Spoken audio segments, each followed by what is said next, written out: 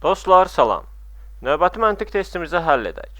28 domino daşından təsadüfi olaraq bir daş seçildikdə, seçilmiş daşdakı xalların sayının 3-dən kiçik olma ehtimalını tapın. İlk öncə biz 28 domino daşından hansında xalların cəminin 3-dən kiçikdir, onları müəyyən edək. İlk öncə ən kiçik xallarının sayı ən kiçik olan domino daşımızı çəkək.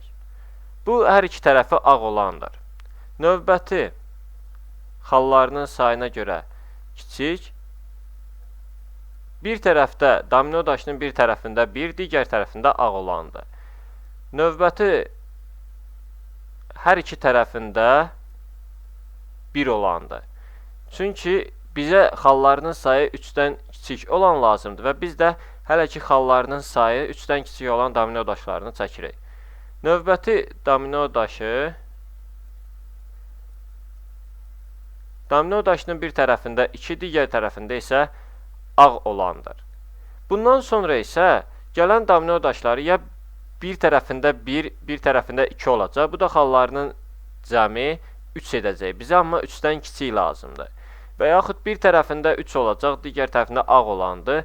O da 3-ə bərabərdir, amma bizə 3-dən kiçik lazımdır. Deməli, biz 28 domino daşının içərisindən xallarının sayının 3-dən kiçik olan 4 domino daşı tapdıq. Və bunun da ehtimalını tapmaq üçün mümkün halların sayı, yəni 4-ü bölürük ümumi hala 28-ə.